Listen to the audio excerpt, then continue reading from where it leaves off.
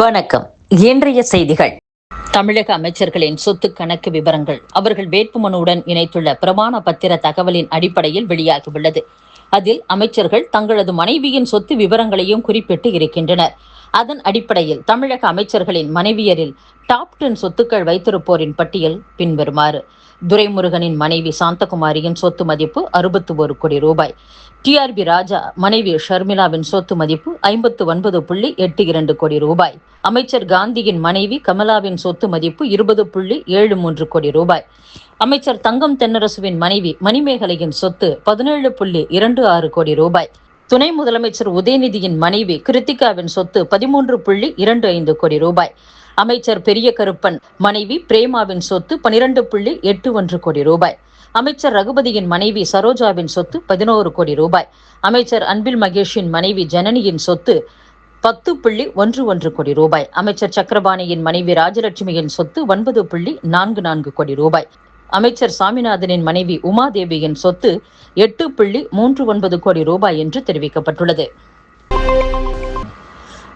திமுகவின் அதிகார மையமான ராசா ஆடியோ விவகாரத்தில் சிக்கி அப்செட் ஆகி வெளியூரில் உள்ளார்.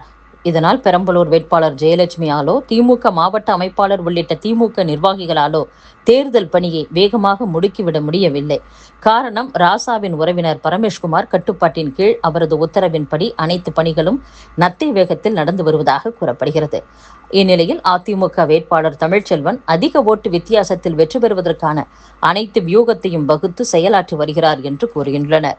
தேர்தலுக்கு இன்னும் 2 வாரங்களே உள்ள நிலையில் வாக்காளர்களை நோக்கி கிராமங்கள் தோறும் செல்ல வேண்டிய திமுக வேட்பாளர் ஜெயலட்சுமி டாக்டர்கள், முக்கிய பிரமுகர்கள், கூட்டணி கட்சி நிர்வாகிகள் என விஐபிக்களை சந்திப்பதிலேயே மும்மரம் காட்டி வருவதாகவும் கூறுகின்றனர். மதுரை மத்திய தொகுதியில் வேட்பாளர் அறிமுக கூட்டம் நடைபெற்றது. அதில் தேசிய ஜனநாயக கூட்டணியில் புதிய நீதி கட்சி சார்பில் இரட்டை இலை சின்னத்தில் சினிமா இயக்குனர் சுந்தர் சி போட்டியிடுகிறார். அவர் பேசுகையில், நான் இந்த தொகுதியில் போட்டியிடுவதாக அறிவித்ததும் இந்த தொகுதியிலா என்று கூறி எதிர்ப்பு கிளம்பியது. அவரை எதிர்த்து போட்டியிட முடியாது என்றனர். அவர் என்ன எம்ஜிஆரா? அவர் PTR தான்.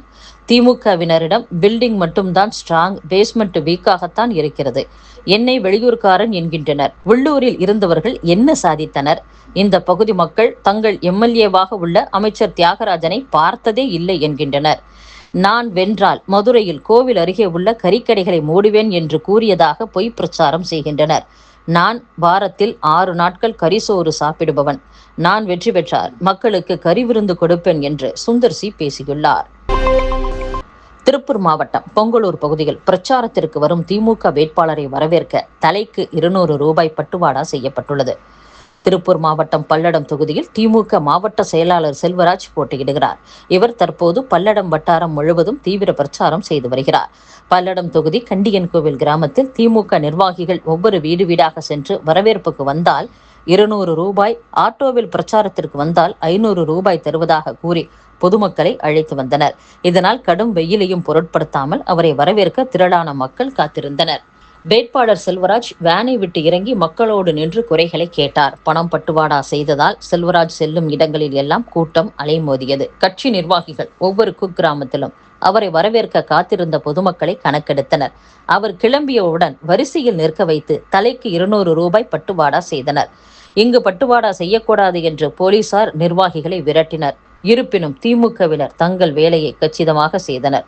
தேர்தலுக்காக நியமிக்கப்பட்டுள்ள பறக்கும் படையினர் கண்கொத்தி பாம்பாக கண்காணிப்பதெல்லாம் ஆடு மாடு விற்று பணத்தை எடுத்து செல்லும் அப்பாவி மக்களைத்தான். கட்சியினர் மூட்டை மூட்டையாக பணத்தை கொண்டு வந்து பட்டுவாடா செய்கின்றனர். இதை கண்டுகொள்ளாமல் பறக்கும் படை குரட்டை விட்டு தூங்குகிறதா என்று பலரும் கேள்வி எழுப்புகின்றனர்.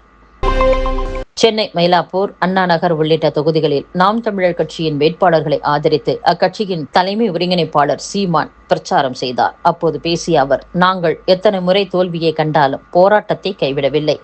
3-4 சீட்டுக்காக முழங்காலிட்டு யாரிடமும் காத்திருக்கவில்லை.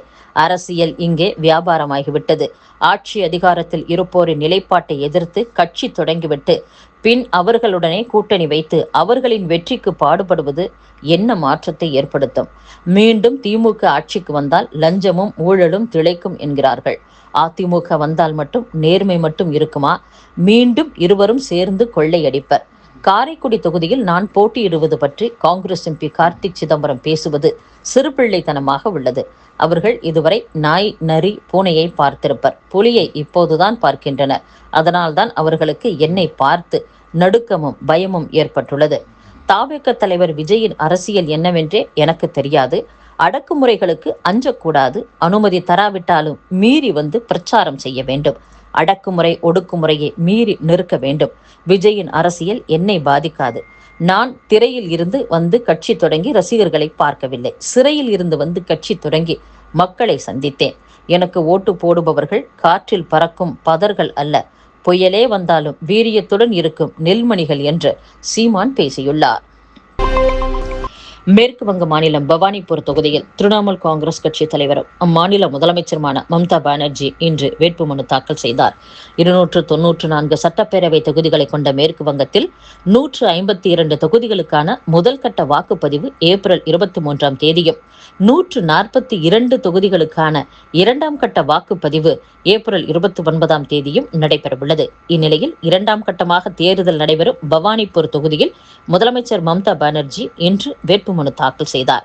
இவரை எதிர்த்து மாநில எதிர்க்கட்சி தலைவரும் பாஜக வேட்பாளருமான சுவேந்து அதிகாரி போட்டியிடுகிறார். இத்துடன் செய்திகள் நிறைவடைகின்றன. மீண்டும் நாளை சந்திப்போம். வணக்கம்.